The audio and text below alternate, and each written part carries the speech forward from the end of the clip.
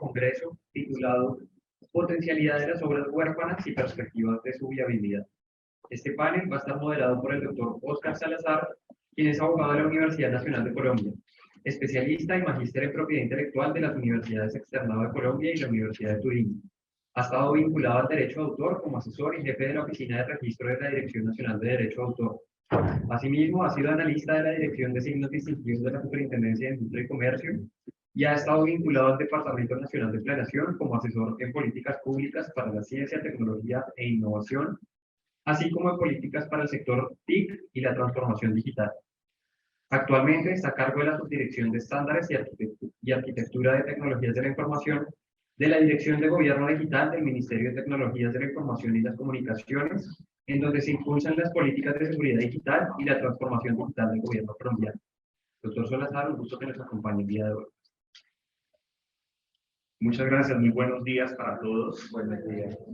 Qué bonitos estos eventos en los que uno se encuentra con gente con la que habrá tenido oportunidad de crecer profesionalmente y crecer, pues bueno, también en ¿no? Entonces, pues gente pues, conocida, José Roberto, Carolina, Natalia, creo, aquí,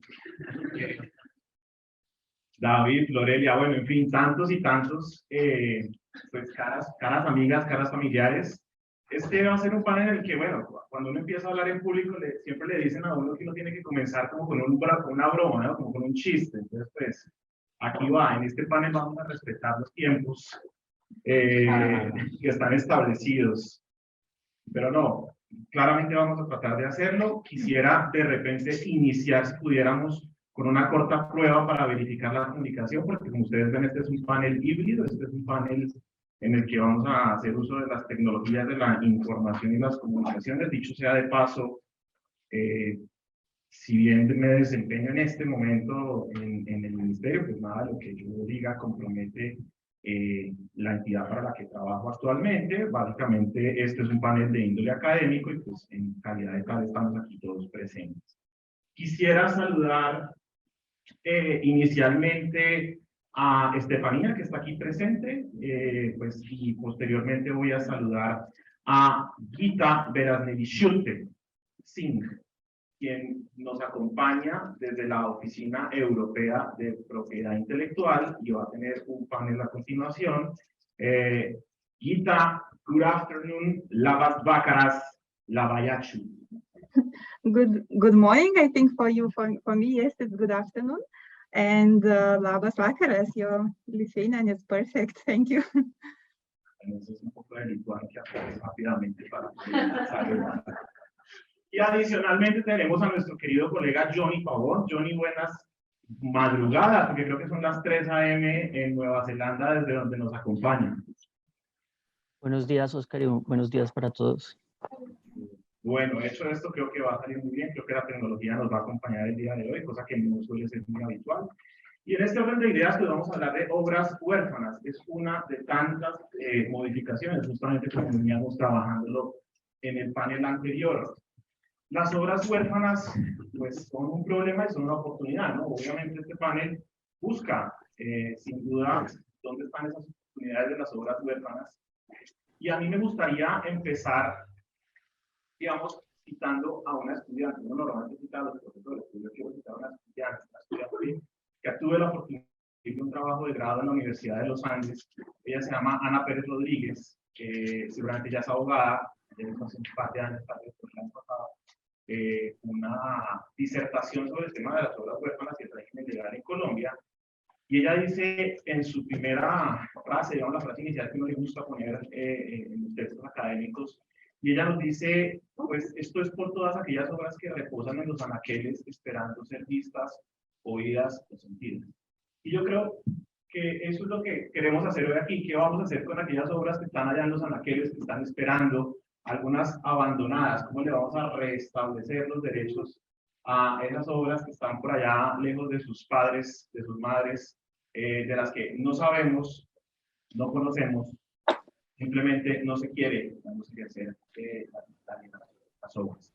Entonces quiero empezar este panel tiene tres, casi que circula por los tres continentes. La primera visión va a ser local, va a ser a cargo de la doctora Estefanía, que nos va a dar ese panorama de cómo está el sistema actual, el marco jurídico y el régimen legal de las obras huérfanas. Posteriormente, pues Gita nos va a explicar cómo está funcionando el sistema de la Oficina Europea de Propiedad Intelectual, nos va a contar sobre ese sistema, esa base de datos que está creando la Unión Europea en el marco en materia de ayuda en la búsqueda diligente de las obras huérfanas y otros proyectos interesantes como las obras que están fuera del comercio en estos momentos por alguna razón. Gita también trabaja en esos temas de manera muy interesante. Dicho sea de paso, la conferencia de Gita va a ser exclusivamente en inglés, no vamos a tener servicio de traducción simultánea, así que bueno, pues vamos a afinar el oído y vamos a tratar de aprovechar la conferencia en idioma inglés que nos va a proveer Gita. Y finalmente, cruzando hacia Nueva Zelanda, hacia el continente oceánico, pues el doctor Johnny Pavón nos va a contar un poco de su experiencia, de su visión de este tema de obras huérfanas, que no es la primera vez que lo aborda, lo ha abordado, digamos, en múltiples escritos y de múltiples maneras. Y pues, nos va a contar específicamente de su trabajo en la Biblioteca Nacional de Nueva Zelanda y cómo la Biblioteca Nacional ha abordado este. Entonces, dicha esta breve introducción, pues para no extenderme más en este tema, pues quiero presentarles a la doctora Estefanía Landaeta Chinchilla. Ella es abogada de la Universidad Nacional de Colombia, especialista en Derecho Privado Económico de la Universidad Nacional también. Tiene formación en estos temas del derecho de autor pues, en distintas academias como la Academia de la OMPI y la Harvard Law School. Y en estos momentos pues, ella se desempeña en esta asociación como coordinadora de boletín. Ustedes tienen la oportunidad de recibir ya un mes a mes con todas las últimas tendencias en estos temas. Y es abogada asociada a la firma Zapata Ríos, abogados asociados.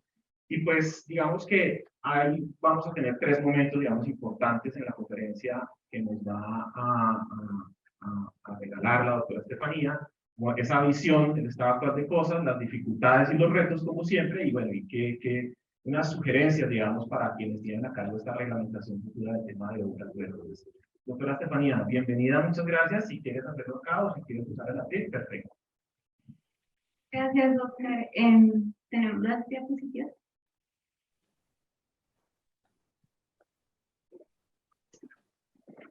Buenos días a todos. Gracias al Centro Colombiano de Derecho de Autor por la oportunidad que me da de participar en este panel. Voy a ser lo más concreta posible, rápida, porque pues así como le hemos exigido a nuestros panelistas esa rapidez, pues tengo que ajustar al tiempo. Les cuento. Mi presentación va a ser enfocada en 3 puntos específicos. Lo primero es contarles en qué estamos, cuál es el estado actual de cosas en Colombia. Lo segundo es qué retos o dificultades tenemos para que se implemente el Estatuto de Obras Huérfanas en Colombia. Les cuento, sí tenemos un estatuto, pero no nos puede aplicar. Han pasado 4 años después de la ley 1915 y todavía no se puede aplicar. Entonces, ¿qué retos o dificultades tenemos? Y el tercer punto es, ¿qué debería considerar esa reglamentación? A mi modo de ver. Bueno, les cuento. ¿Cuál es el estado de cosas actual en Colombia? La ley 1915, como la doctora Carolina mencionaba, reguló el tema de las obras huérfanas desde el artículo 18 hasta el artículo 27. Hay muchas formas como se ha regulado este tema a lo largo del mundo. Ya ustedes lo verán con otros conferencistas, con otros panelistas, seguramente con Joel. Y nosotros adoptamos en la ley 1915 un modelo de limitación y excepción muy similar al adoptado en la Unión Europea bajo la directiva 28 del año 2012. Entonces, para los que de pronto no estamos familiarizados con este tema, ¿qué son las obras huérfanas? Son obras que no están en el dominio público, son obras que sí están protegidas por el derecho de autor, pero que desafortunadamente no conocemos su autor o titular, o si lo conocemos, no sabemos dónde está.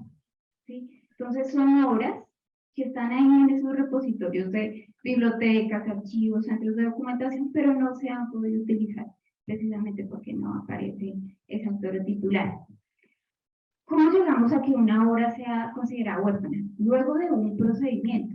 Es que no puede ser una decisión subjetiva, particular, de un archivo, una biblioteca que diga, oiga, hice una búsqueda y esta es la obra huérfana y la puse. No, tenemos que agotar todo un procedimiento. ¿Por qué surge este estatuto de obras huérfanas? Surge precisamente por esas demandas de bibliotecas, de archivos, de centros de documentación, de poder digitalizar ese conocimiento y poder, digamos que difundirlo, sobre todo digitalmente, a propósito pues de todo el momento que vino con el caso de Google Books. Entonces, ¿hacia quién se está dirigido este régimen? Está dirigido a bibliotecas, archivos, centros de documentación, centros de conservación del patrimonio fílmico y sonoro. ¿Cuál es la única aplicación? Las personas o sujetos que pueden hacer uso de estas obras huérfanas son las personas, bibliotecas y demás, que estén domiciliadas en Colombia, ¿sí? Y las obras huérfanas tienen que ser obras publicadas por primera vez en Colombia o radiodifundidas en el territorio nacional. Eventualmente el parágrafo por ahí deja como una puerta abierta a que las bibliotecas y archivos puedan utilizar obras que no fueron publicadas o radiodifundidas en Colombia, pero que en otras jurisdicciones sí lo fueron por este tipo de entidades, y bajo la suposición de que razonablemente se puede entender que esos titulares darían autorización para el uso de estas obras huérfanas. Vemos que el tema es un poco ahí grisáceo, no es como muy claro.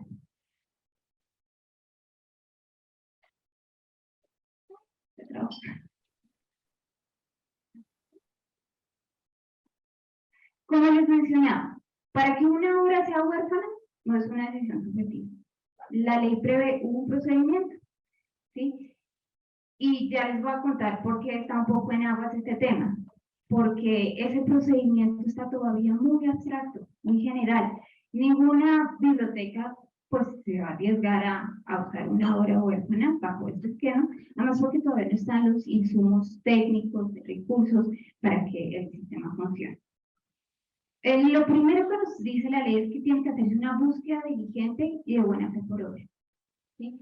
Entonces ahí tenemos nuestra primera pregunta. ¿Qué es una búsqueda diligente?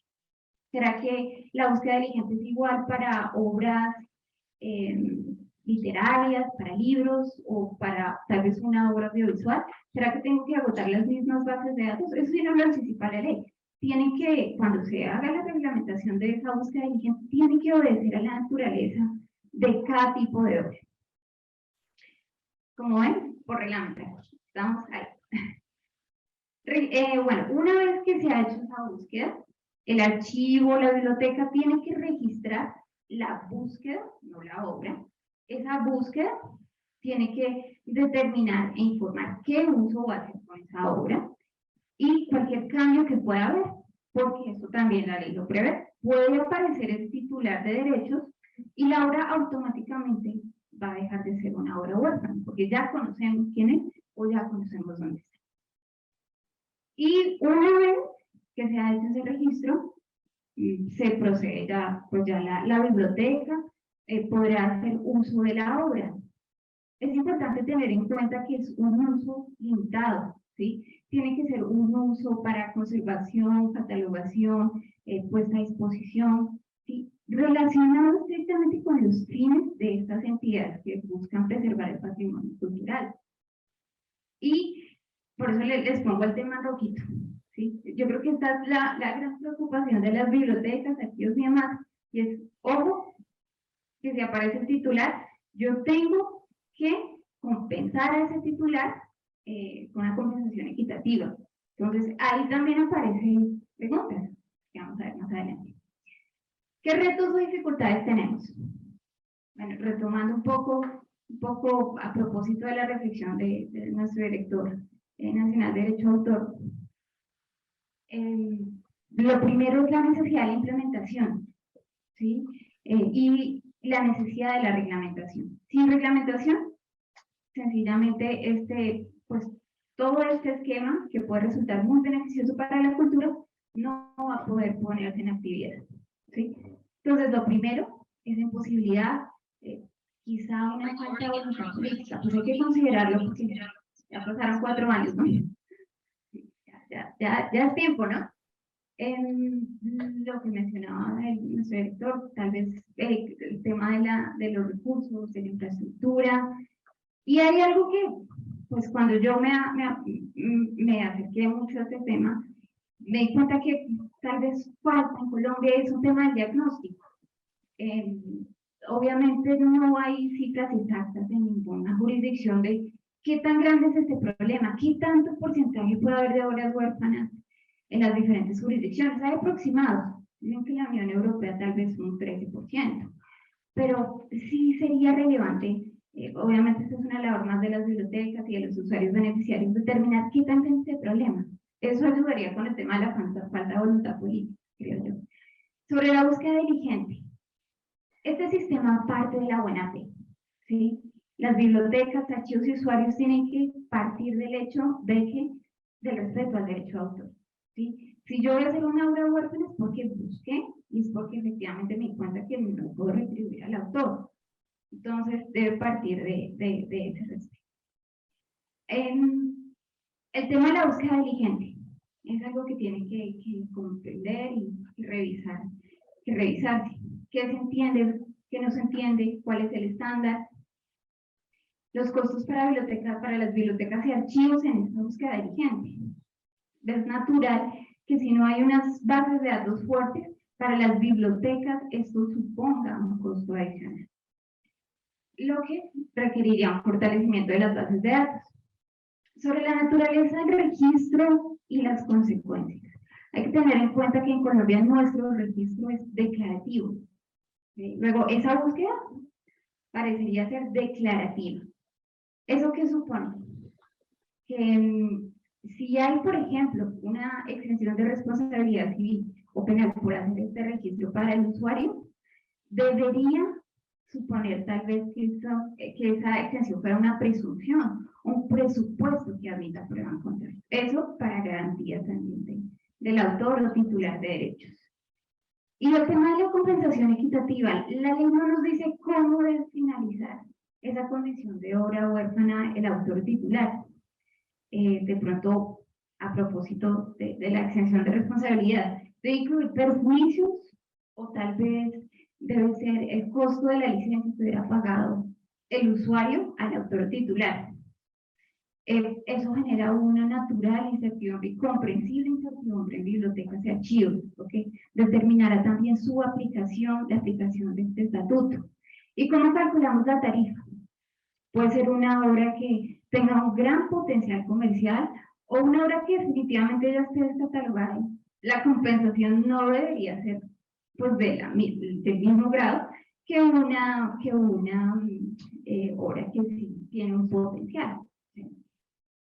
Bueno, y el tercer punto, para completarle, que yo creo que debería tener la regla, pues no tener, pero sí contemplar, porque pues naturalmente debe ser un proceso en el que intervengan las bibliotecas, los usuarios, la dirección con su experiencia a través del Registro Nacional de Derecho a Autor e incluso las unidades de gestión colectiva que tienen mucha información en sus repositorios y que pues desafortunadamente no son públicos. Pues, uno libremente no accede a un repositorio de gestión colectiva, entonces habría que considerarlo también. ¿Qué debería considerar, a mi modo de ver, esa facultad de la dirección de decir, oiga, esta búsqueda fue diligente o no? No debería estar tan rígida, ¿sí? Es decir, que la dirección pueda decirle a un usuario, oiga, tal vez búsqueme también esta base de datos, dependiendo también del tipo de obra. Lo ideal también, a mi modo de ver, sería intentar una unificación de bases de datos. Eso disminuiría mucho los costos para las bibliotecas, archivos y demás usuarios, ¿sí? Y no solo disminuiría costos, daría más certeza tanto a las bibliotecas como a los titulares de derechos, que dicen, oiga, sí, hicieron una búsqueda diligente. porque pues nuestro registro es declarativo. La sociedad de gestión colectiva pues no tiene toda la información. Entonces necesitamos agotar varias instancias. Y la participación de la sociedad de gestión colectiva, precisamente por esos repositorios. Sobre la compensación equitativa, yo creo que como un estímulo para que realmente el estatuto se aplique, debería contemplar que con ese registro una exención de responsabilidad civil o penal. ¿Sí? Digamos que es lo que le daría esa diferencia al estado actual de cosas, que él seguramente tenga que pagar el costo de la licencia que hubiera tenido que pagar el usuario al autor titular. Y otra cosa que deberíamos considerar es que a pesar de que suponga una exención de responsabilidad, sí admita prueba en contrario, porque el registro es declarativo. En ningún momento se le está haciendo un traslado de responsabilidad a un tercero para que me responda en caso de que me aparezca el titular. Luego sí debería ser declarativo y debería admitir prueba en contrario. Y bueno, yo quiero resaltar también que las sociedades de gestión colectiva pueden tener un importante papel en la definición de las tarifas. Son ellas quienes están en el mercado de obras, quienes pueden también ayudar a determinar cuánto puede costar esa compensación equitativa. Y finalmente, no me quiero extender, quiero ser más viciosa con el tiempo, yo creo que esta reglamentación tiene que ser muy cuidadosa en mantener ese delicado balance entre el acceso a la cultura y el respeto a los derechos de los autores y los titulares. No quiero decir como blanco o negro, que es que los dos derechos están en tensión, porque realmente el derecho de autor es un estímulo de la cultura, es un aliciente a la creación de nuevos contenidos y eso necesariamente fortalece la cultura. Entonces, no me gusta ponerlos como en una balanza, pero sí hay que hacer un balance porque hay intereses que pueden verse afectados, ¿sí? La búsqueda realmente tiene que ser diligente. Tiene que haber un compromiso con el respeto a los derechos de los autores y titulares. Y pues eso, ese era el mensaje que les quería dejar, muy concreto, pues un poco a la expectativa de lo que puede llegar con la reglamentación.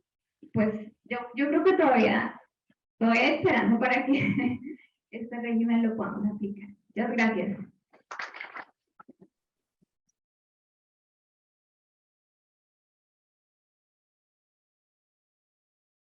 Estefanía, muchas gracias. Realmente varios puntos a resaltar. Esa preocupación por la precisión de los términos. Es claro que cuando los temas están a nivel de ley, pues no pueden entrar en esos detalles. Sin duda la reglamentación es sumamente importante para definir los alcances de términos tales como búsqueda diligente, que debe entenderse por la búsqueda diligente. Resaltó, digamos, esas características que sí debería tener una búsqueda diligente, ser flexible, ser ágil, utilizar la tecnología, apoyarse en bases de datos, ojalá con proyectos, digamos, que involucren el uso de las tecnologías de la cuarta revolución industrial. ¿Por qué no? ¿Por qué no plantearse, digamos, esos escenarios? Sin duda, los temas finales de reflexión como la compensación equitativa. Sin duda la compensación puede ayudar a movilizar en parte el mercado, digamos, al ofrecer de alguna manera alguna tranquilidad para quien pretenda usar y para quien eventualmente aparezca como titular de las obras. Y por supuesto el balance. Yo creo que eso es lo que siempre uno pide en estos escenarios. Como tú bien lo dices, Estefanía, pues las cosas no son blancas o negras. Todo tiene matices, todas las situaciones, todos los actores que intervienen dentro de este mercado a título de usuarios o de titulares, pues deben contemplarse sus puntos de vista. Entonces, pues Estefanía, muchas gracias. Vamos entonces ahora a escuchar la intervención de Gita Beraznevičiūtė, quien nos va a entregar, digamos, una visión de qué es lo que en Europa se está pensando en estos temas con relación a las obras huérfanas. Entonces, como lo habíamos anticipado, esta charla viene en idioma inglés, de manera que me voy a permitir saludar a Gita en inglés. Gita, good afternoon. Thank you to be here. We are glad to have you here. How do you listen to us? Thank you very much, first of all, for your kind invitation to attend the event. I hope you can hear me well. Yes, we are. Perfect. So I can proceed then with my presentation. And I will be very happy to share the European experience, which we already Allow have me, with please, OpenWorks. to introduce you, please. Please. I'm going to read your short bio in Spanish, so people here can have knowledge of your background, okay? Thank you.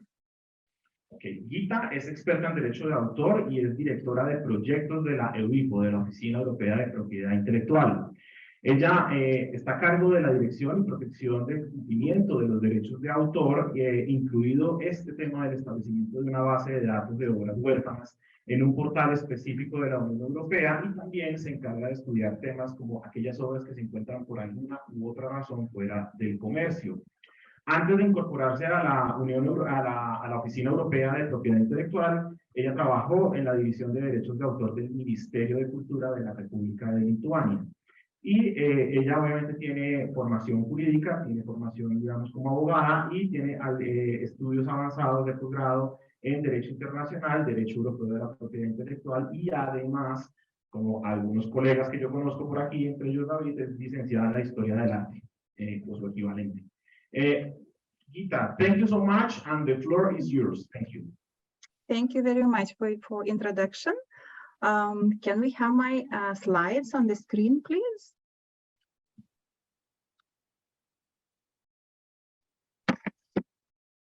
Yeah, me, please. Or should I share my presentation? We are working on the presentation. Okay, thank you.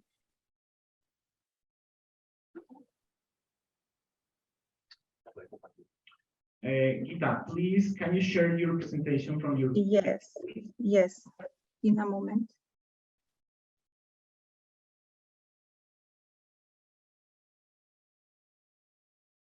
Okay, we are seeing now. Just would like to make it full screen if possible.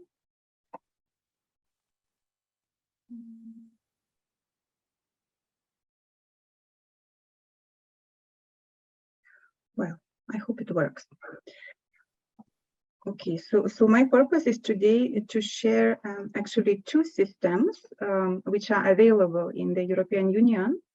The very first system is related to OpenWorks, and recently we have established another system which is very similar, and it is called Out of Commerce Work system. Well, as it was introduced, I'm representing the European Union Intellectual Property Office, which is European Union executive agency. We are located in Spain. This is our headquarters. We are not policy-making institution, but we are responsible for helping European Commission to implement a number of projects. And our main task is registration of European Union trademarks and registered community designs.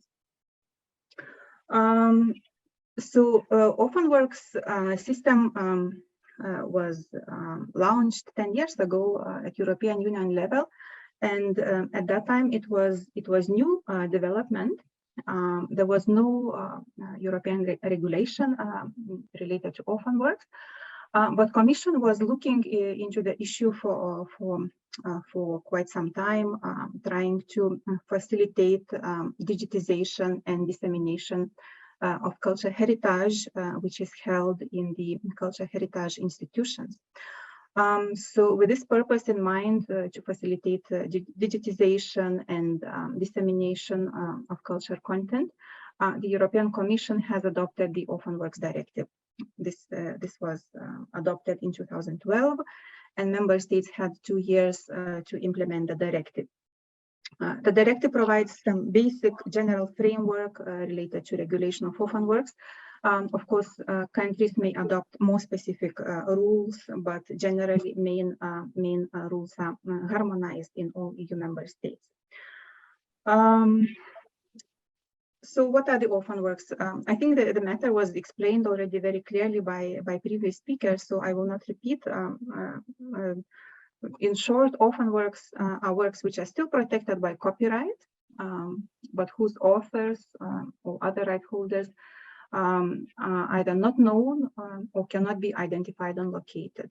So this is an issue for libraries, museums, archives, also for public service broadcasters who have huge archives of works, but not able to digitize them because licensing is very complicated. There is large variety of right holders, and it is basically either not possible to contact them all, or in some cases, these right holders are not known. So this solution is applicable to certain types of contents. First of all, it is covering published works, such as books, journals, newspapers, magazines, other types of writings. But also it is covering cinematographic and audiovisual works, such as films, for example, as well as phonograms. These works have to be first published or broadcast in one of European Union member states. In addition, the directive covers works which have never been published or broadcast, but there are certain conditions when it comes to digitization of this type of content. This could be, for example, letters. As you might have noticed, visual works are not included in the scope of the mechanism. So, photographic images and other visual works, they are not included in this mechanism. Therefore, they cannot be digitized. But in case a book has a photographic image or a picture, in such situation, the whole book can be digitized. So visual works, they are included only as embedded or incorporated works. And this is done for certain reasons, of course, considering that for certain type of content, it's quite difficult to identify and locate right holders. And there is limited availability of databases where you can look for this type of right holders. And this is in particular for photographic works. There is limited number of sources where you can look for right holders of photographic works. So in the EU, we have common approach how the orphan work status is determined. For that, there is exception, which is applied for permitted uses, and this exception is applicable to the cultural heritage institutions established in EU member states. The permitted uses are limited to reproduction of works and to making available of works to the public. So only two rights are involved and included, and this is quite a limited scope because, for example, this does not allow, for example, screening of films. Only reproduction and making available to the public is allowed. And this use has to be done only for public interest purpose. Commercial use is not permitted. And of course, one of the main key requirements for determining the work as orphan is conducting a diligent search before any digitization can happen. Here we can speak a lot about diligent search requirement, which is really key requirement in all this legal system. But what is important to mention is that this diligent search requirement is quite complicated in EU member states. The requirements differ in one member state from another member state. So usually there is a long list of sources which have to be consulted by cultural heritage institutions in order to determine if this work could be recognized as orphan. Sometimes these sources, they are grouped by type of content. There can be different sources, for example, for visual works, for literary works. So it really depends also on the type of content. There are certain difficulties sometimes when cultural heritage institutions start looking into these sources. Sometimes they realize that these diligent search sources are not publicly available, not publicly accessible. Sometimes you might need to pay even to get access to these sources. Sometimes it can happen that these sources, they are not completely relevant, but they are listed in the law. Yes, we have heard a number of concerns from cultural heritage institutions, but in principle, the guidelines are there. You need to go through these diligent search sources, and if a cultural heritage institution is not able to locate or identify right holder, then this work can be recognized as orphan, and then digitization is allowed.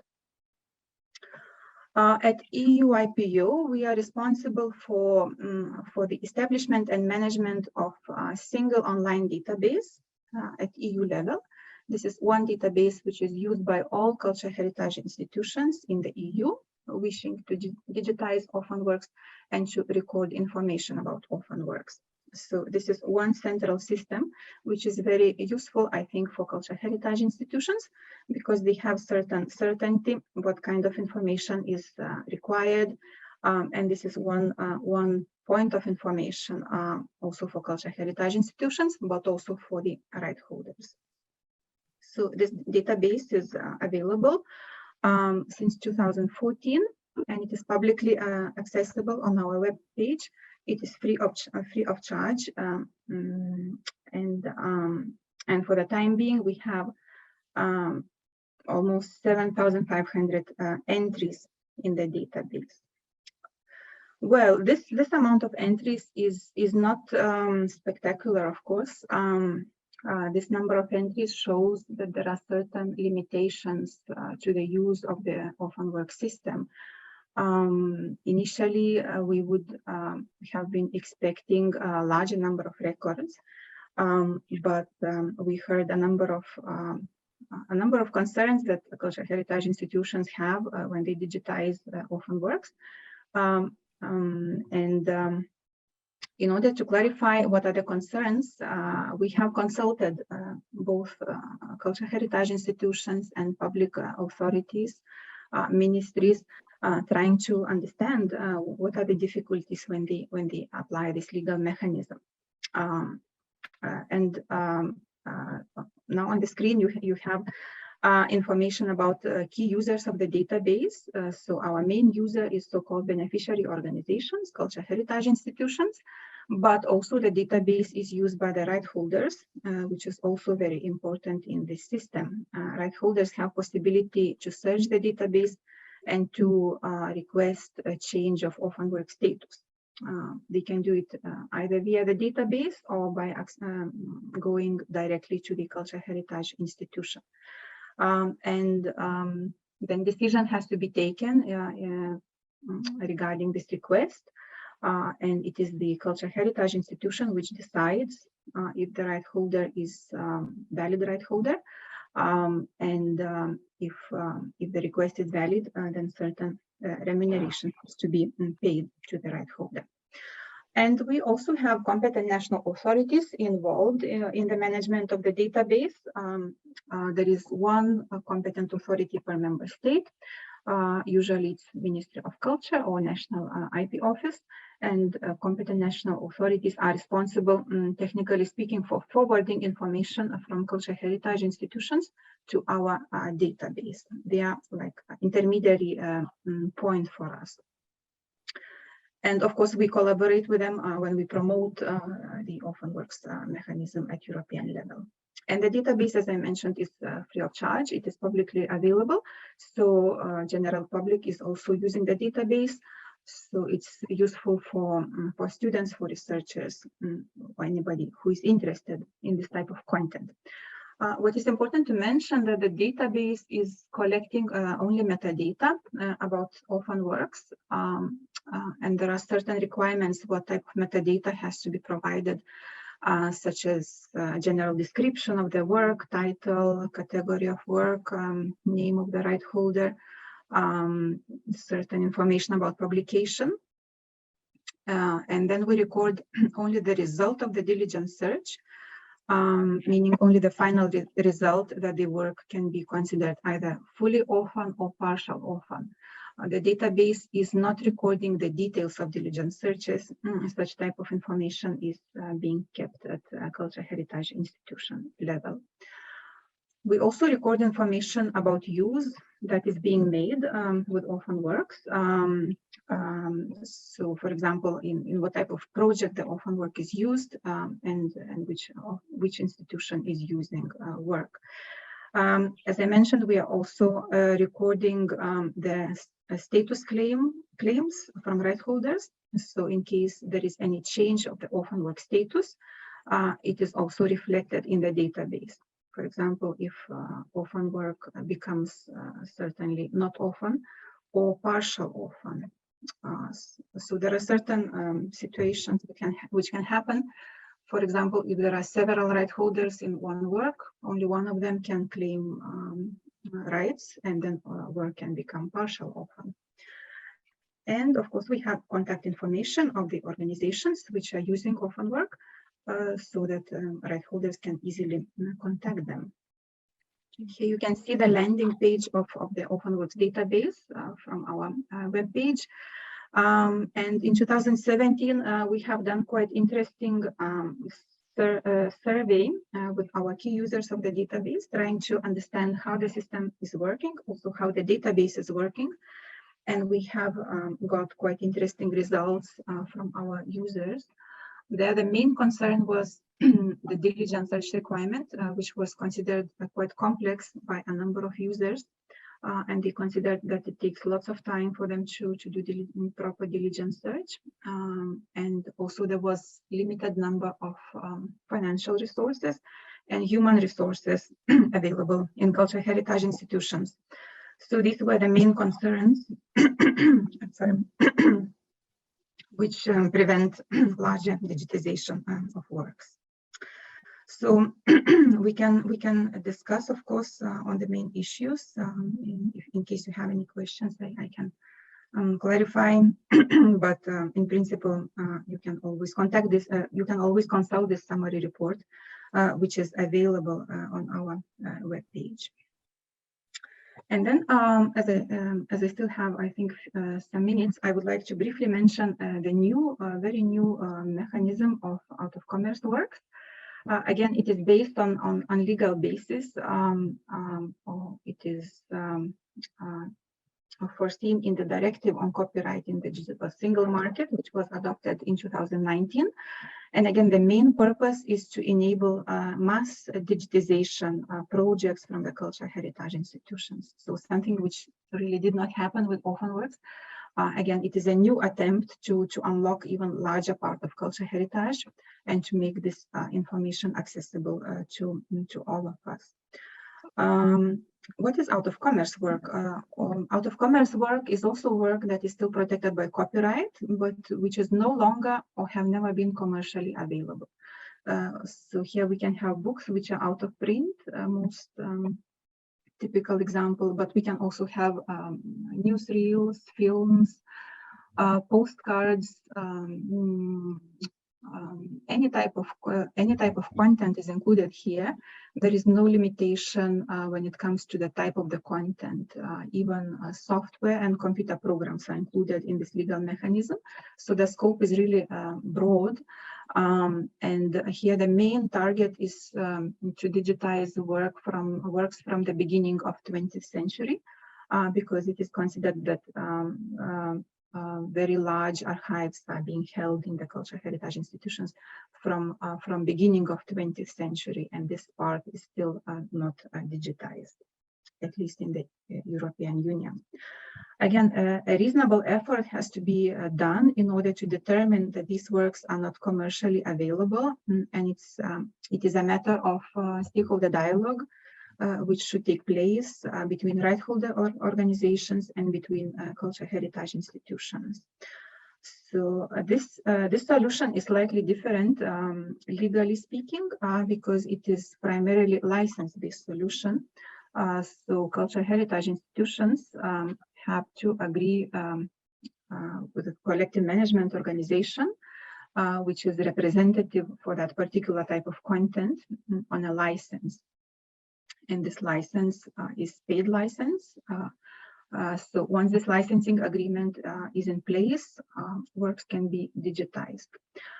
In those cases when there is no sufficiently representative collective management organization for particular type of content, mandatory exception would apply, and this exception can be invoked also for certain type of content. Important part of this legal solution is safeguards for right holders. It is the same as in OphenWorks. Right holders have their rights and options. They can initiate opt-out from that legal mechanism. They can indicate that they don't want that their works are digitized. So again, EUIPO has established another tool which is different from OphenWorks database, but has certain similarities, which is called Out of Commerce Works portal, and it is main publicity measure for this new legal mechanism. Again, we have one single online database for all EU member states, and this database went live June last year, and it has already almost 1 million of entries. So this is quite substantial difference from OphenWorks when we compare with OphenWorks, because here we are in contact with a number of cultural heritage institutions, and we can see that they are digitizing larger volumes of records, larger collections are being considered as out of commerce. Excuse me. Yes. Just to inform you that you have 2 minutes left. Perfect. I will try to wrap up very quickly. So the main purpose of this portal is to provide access to information about ongoing and future users of out of commerce works, and also to make it easier for right holders to opt out. I will skip these slides because it describes the main users of the portal. It is very similar to OphenWorks. And the functionalities depend on the type of the user you are. Here you can see the main landing page of the portal, and some features which are available for the cultural heritage institutions wishing to record information. Managing such portal is quite complicated technically, considering that we accommodate a large variety of cultural heritage institutions, providing different types of content. And also right holders are an important part of the portal, so we facilitate also certain features for them. As a concluding remark, I would like to say that for the time being at European Union level, we have 2 complementary mechanisms available for cultural heritage institutions wishing to digitize their archives. And they can choose one of those mechanisms. They can choose either OphenWorks solution or out of commerce work solution. And there are, of course, certain criteria which need to be respected and applied in order to digitize this type of content. But both solutions are based on legal criteria. Therefore, there is certain legal certainty for the cultural heritage institutions dealing with this type of content. And both mechanisms aim to facilitate digitization and making available of so-called forgotten European cultural heritage, which is covering different types of copyright protected content. EUIPO manages 2 registries which gather and make available metadata from large variety of European cultural heritage institutions. And we also facilitate the exercise of rights for the right holders. So this is challenging exercise, both to digitize this type of content, but also to manage the databases. And the main challenge we have currently is to build increasingly automated data ingestion infrastructure, which would be supporting a large variety of European cultural heritage institutions. So there is lots of work ahead of us. It is still the beginning, especially of the out of commerce work system, but we already can see very good results ahead of us. So thank you very much for this opportunity to present the tools.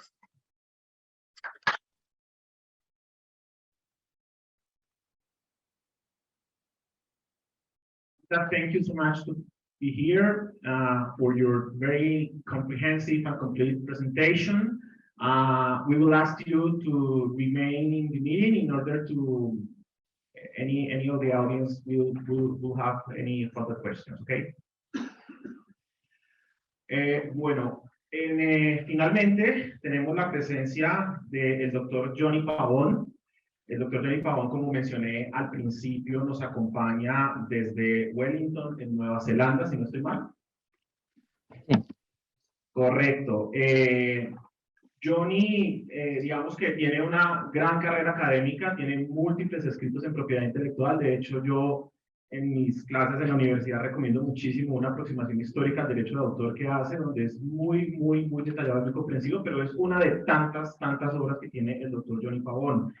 El doctor Johnny Pavón es abogado y especialista en Derecho de la Competencia y el Consumo de la Universidad Externada de Colombia, es magíster en Historia de la Universidad Javeriana, magíster en Gestión del Conocimiento de la Universidad de Nanyang en Singapur, y él es PhD de la Universidad de Victoria en Wellington, Nueva Zelanda, justamente desde donde se encuentra ahora, y él pues se ha desempeñado en ambos sectores, público y privado, pero sobre todo en la academia, en temas de propiedad intelectual. Ha realizado diversas estancias de investigación tanto en Francia como en Indonesia y ha trabajado como especialista en temas de derecho de autor para la Biblioteca Nacional de Nueva Zelanda. Y pues justamente desde esta perspectiva y desde esta óptica es que el doctor Johnny Pavón pues nos acompaña el día de hoy para entender un poco cómo ha sido este tema en la práctica, cómo resulta para una biblioteca, digamos,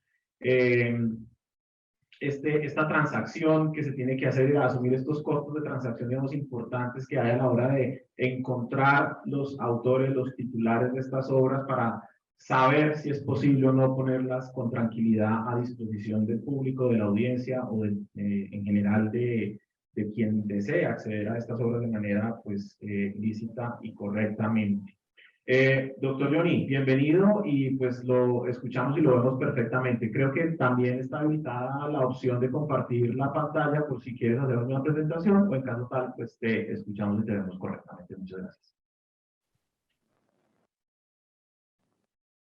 Ok.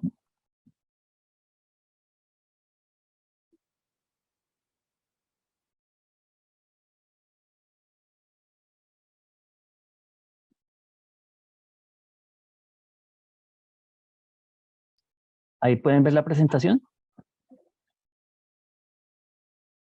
Sí. Perfecto. Buenos días, gracias a Secolda por esta invitación y especialmente a su presidente Julián Ruiz. Es un gusto poder compartir con ustedes el día de hoy e intercambiar ideas sobre el problema de las obras huérfanas. Los saludo desde el Pacífico Sur, desde Wellington, en Aotearoa, Nueva Zelanda, New Zealand. El objetivo de esta breve presentación será mostrar qué está sucediendo en la práctica con las obras huérfanas, especialmente en Nueva Zelanda, y sugerir algunas reflexiones para tener en cuenta en el contexto de Colombia. Parafraseando el sugestivo título del Congreso, lo primero será mirar de dónde viene la atención particular a este problema. Una obra puede ser huérfana, ya sea porque se desconoce quién es el titular de los derechos, o cuando, aunque identificado, no es posible contactarlo. Esta situación se presenta en toda clase de obras protegidas por el derecho de autor. En ese contexto, para el uso de obras, el derecho de autor ni corta ni presta el hacha. La naturaleza del problema de las obras huérfanas es de la inapropiada gestión de la propiedad intelectual. La falta de información sobre los titulares de derechos de autor produce una falla en el mercado. Titulares de derechos desconocidos o ilocalizables no es una situación nueva o reciente en el derecho de autor. Algunos países han planteado soluciones a este problema desde el siglo pasado. Así, por ejemplo, en Canadá, desde 1988, la legislación de derechos de autor establece que el Tribunal de Derechos de Autor puede otorgar licencias cuando los titulares no se pueden identificar o localizar. Estas licencias pueden ser concedidas con fines comerciales. Sin embargo, en la legislación canadiense no se encuentra el concepto de obra huérfana.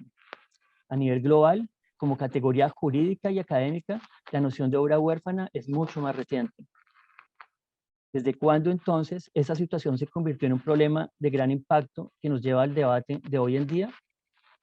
Básicamente, desde que los proyectos de digitalización masiva empezaron a tomar fuerza a comienzos del siglo XXI, especialmente con Google Books y con la Biblioteca Digital Europea, Europeana.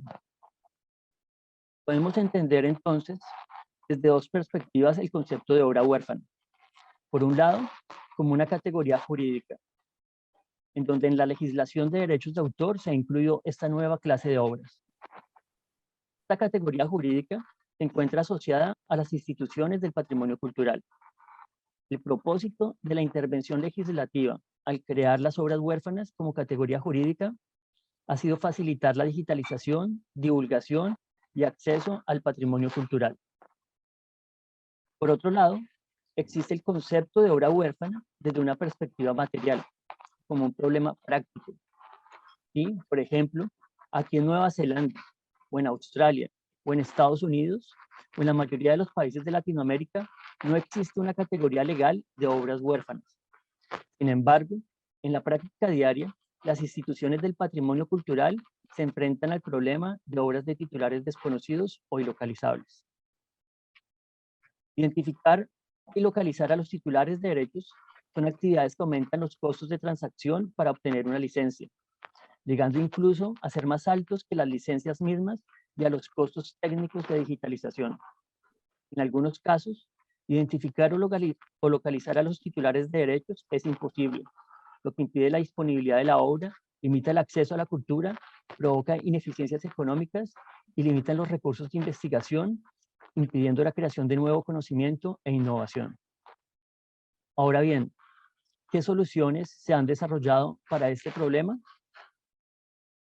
Existen respuestas legales, pero que no han logrado solucionar el problema de manera adecuada para las instituciones del patrimonio cultural. Colombia adoptó en el 2018 una respuesta al problema de las obras huérfanas por medio de un desafortunado trasplante jurídico de la Directiva del Parlamento Europeo sobre obras huérfanas del año 2012, así como nos los presentó Estefanía. Para el año 2018, ya era claro que la Directiva Europea y sus implementaciones nacionales no resolvían el problema de las obras huérfanas, así como lo presentó Rita. Este es un claro ejemplo de lo que no se debe hacer a la hora de los trasplantes jurídicos en propiedad intelectual. Para los que no estén familiarizados con el concepto, un trasplante jurídico es un concepto del historiador del derecho Alan Watson para el análisis de la difusión internacional de las normas en derecho comparado. En la historia del derecho de autor de Colombia podemos encontrar múltiples ejemplos de trasplantes. El primero de todos, la Ley de Propiedad Literaria de 1886, un trasplante de la Ley de 1879 de España. En Colombia se hizo un trasplante legal alrededor de las obras huérfanas, sin tener en cuenta los contextos en que se originó la directiva en Europa e indiferentes al mínimo éxito de esta. La directiva surgió luego de muchos años de discusión, como el elemento legal dentro de una estrategia amplia en la digitalización del patrimonio cultural europeo, que involucró grandes sumas de inversiones económicas, debates y grupos de trabajo para desarrollar soluciones tecnológicas, educativas y de gestión de información. El sistema europeo copiado por Colombia crea un modelo de certificación en el que una obra se convierte en huérfana luego de que el usuario interesado realiza una búsqueda diligente y de buena fe en fuentes de información específicas. En proyectos de digitalización masiva, los costos de este modelo de búsqueda diligente y certificación son prohibitivos e ineficientes. Por ello, en el 2019, la Unión Europea, con la Directiva sobre Derechos de Autor y Mercado Único Digital, busca otras soluciones para las obras huérfanas y para obras fuera del sector comercial, como es promover la gestión colectiva extendida. La gestión colectiva extendida o ampliada proviene de los países nórdicos, basada en un modelo desarrollado en 1948 para acuerdos colectivos en derecho laboral. Bajo este modelo, la sociedad de gestión colectiva de determinada clase de obras, por ley representa a todos los titulares de derechos de ese determinado sector, estén o no afiliados a la sociedad en cuestión. Quien desee usar la obra, adquiere de la sociedad de gestión colectiva una licencia. Este tipo de licencias ha permitido proyectos que permiten la digitalización y acceso a todo el patrimonio cultural de publicaciones impresas de un país, como en Noruega con The Bookshelf, Allí, mediante una licencia otorgada por Cofinor, la Biblioteca Nacional está autorizada a digitalizar toda la producción bibliográfica publicada en su país, incluyendo todos los libros del siglo XX, y a brindar acceso a cualquier persona que acceda al portal de la Biblioteca Nacional desde una dirección IP noruega. La licencia colectiva ampliada, la sociedad de gestión deberá realizar la búsqueda de los titulares de derechos y realizar la futura distribución de regalías. En la práctica, estas licencias funcionan como un seguro. Otro modelo es el ya mencionado en Canadá, que de manera similar ha sido adoptado en Japón, Corea del Sur e India. Este esquema ha resultado útil para proyectos pequeños de digitalización, pero no para digitalización masiva o de larga escala. Ahora bien, miremos lo que está sucediendo en Nueva Zelanda.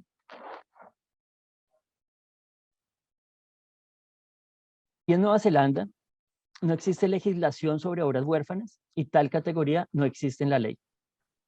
Sin embargo, en el contexto del patrimonio audiovisual del país, se creó en el 2011 una solución legal para permitir que el archivo de la red de canales públicos de la televisión de Nueva Zelanda, el cual consta de cientos de miles de horas de contenidos, pueda ser digitalizado y puesto a disposición del público en el sitio de internet de TV New Zealand, o pueda ser usado en el canal de televisión Maori o por otras plataformas que tengan algún acuerdo con TV New Zealand.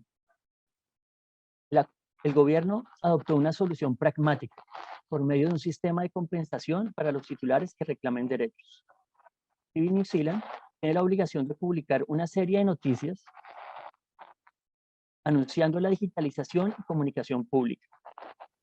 Los anuncios deben aparecer por lo menos una vez en el sitio de internet de TV New Zealand, en un periódico de amplia circulación nacional y en una publicación relevante para el sector. El anuncio debe contener por lo menos la siguiente información: detalles de la obra, la fecha en que será comunicada, información sobre el esquema financiero de compensación para los titulares y la forma de registrarse en él, y el rango de fechas en el que los titulares deben registrarse. Los titulares deben registrarse ante TV New Zealand y deben incluir evidencia sobre el interés o titularidad de derechos sobre las obras.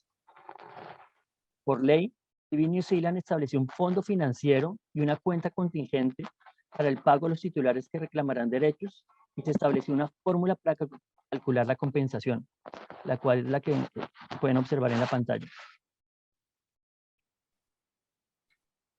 Es el caso particular donde existe legislación. Para el resto de las instituciones culturales, la realidad es que en la práctica, la gestión de riesgos es la forma de manejar las obras de titulares desconocidos o ilocalizables. Esta realidad es la que prevalece hoy en día, no solo en Nueva Zelanda, sino también en Australia, en Estados Unidos y en gran número de instituciones europeas. Esto va de la mano con la creciente tendencia en el sector privado de incorporar como parte de sus estrategias de negocios la gestión de riesgos en temas de propiedad intelectual. Lo más común ha sido en temas de patentes, pero hoy en día prácticamente en todas las áreas de la propiedad intelectual. Bajo este escenario de la gestión de riesgos, las instituciones del patrimonio cultural adoptan una perspectiva pragmática para evaluar la viabilidad de sus proyectos de digitalización y comunicación pública de obras. La gestión de riesgos consiste en comprender, evaluar y documentar el alcance de un riesgo en relación con la prestación de servicios, la posible afectación económica, reputacional y legal. Algunos procesos requieren estrategias específicas de gestión de riesgos. Los elementos esenciales de este marco son la identificación, el análisis, la evaluación y el tratamiento. Este es el marco general. Ahora, de manera específica, la gestión de riesgos en el derecho de autor se trata de comprender, evaluar y documentar el alcance de un riesgo en relación con una infracción de derechos de autor. Esta gestión implica una planeación estratégica para minimizar posibilidad de litigios y precaver posibles daños. En dicha planeación habrá que tener en cuenta, entre otros factores, la cantidad y clase de material que se digitalizará, la relación de los contenidos con la institución que realiza el proyecto y la adopción de medidas de respuesta ante reclamaciones, como por ejemplo protocolos para el acceso y retiro de material. Los pasos básicos de esta gestión son determinación del estatus del derecho de autor, determinación de la titularidad, búsqueda razonable lo cual es diferente a una búsqueda diligente, la cual puede ser irrazonable en algunos casos. Evaluación del riesgo y la mitigación del riesgo. En la Biblioteca Nacional de Nueva Zelanda, estuve a cargo de un proyecto para evaluar las dificultades al digitalizar publicaciones periódicas importantes del siglo XX. El objetivo, además, fue el de generar protocolos para la gestión de riesgos y recaudar evidencia para tomar decisiones en políticas públicas relacionadas con las obras huérfanas. Para este proyecto, se escogió la revista feminista más importante en la historia de Nueva Zelanda, Broadsheet, la segunda ola feminista, publicada entre 1972 y 1997. Identificamos las obras, identificamos titulares, contactamos a algunas titulares, obtuvimos licencias de una gran cantidad de obras. Además, estuvimos en conversación con la Biblioteca Británica, quienes digitalizaron Spare Reel, la famosa revista feminista británica del movimiento de la liberación de la mujer, publicada por la misma época, entre 1972 a 1993. Al final, en la Biblioteca Británica tuvieron que eliminar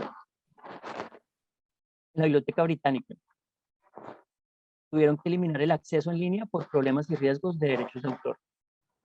Luego de este proceso, realizamos un análisis de riesgos. La Biblioteca Nacional de Nueva Zelanda decidió no colocar a disposición del público Broadsheet. Por otro lado, la Universidad de Auckland estaba interesada en la digitalización y puesta a disposición de esta revista. Compartimos la información con ellos y bajo el marco de gestión de riesgos de la Universidad de Auckland decidieron seguir adelante y hoy en día esa revista es de acceso público en la página web de la universidad. No ha existido ninguna reclamación al respecto. Allí los niveles de tolerancia al riesgo son mayores en la Universidad de Auckland. Actualmente se discute una reforma de derechos de autor en Nueva Zelanda y un objetivo esencial es lograr el respeto a la ley. Algunas reflexiones finales. La falta de normas apropiadas para resolver el problema de las obras huérfanas deja a las instituciones culturales sin otra alternativa que tomar decisiones basadas en la gestión del riesgo. Esta situación está abiertamente en contra del ideal del Estado de Derecho y además erosiona la legitimidad del derecho de autor. Desde una perspectiva del acceso al patrimonio cultural, también deben explorarse otros temas importantes en relación con las obras huérfanas. La política debe ser integral en esta percepción holística, legal, técnica y de gestión y de educación para mejorar las prácticas de gestión de derechos. Para finalizar, en Colombia, aunque ya existe una legislación sobre el tema, considero que es necesario replantear la solución jurídica para las obras huérfanas. Por otro lado, aunque la gestión colectiva ampliada es bastante llamativa, la jurisprudencia de la Corte Constitucional sobre gestión de derechos de autor haría poco viable esa opción. Como vimos del caso de la televisión en Nueva Zelanda, creo que en este campo de las obras huérfanas existe espacio suficiente para la originalidad jurídica y encontrar una solución a la medida de las necesidades de Colombia. Gracias.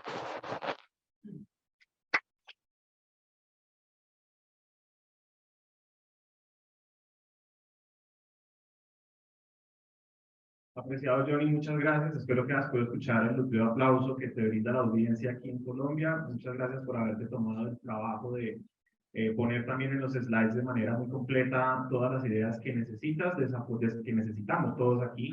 Desafortunadamente, a todos nuestros panelistas contarles que el tiempo se terminó, no vamos a tener la posibilidad de tener, digamos, preguntas por parte del público.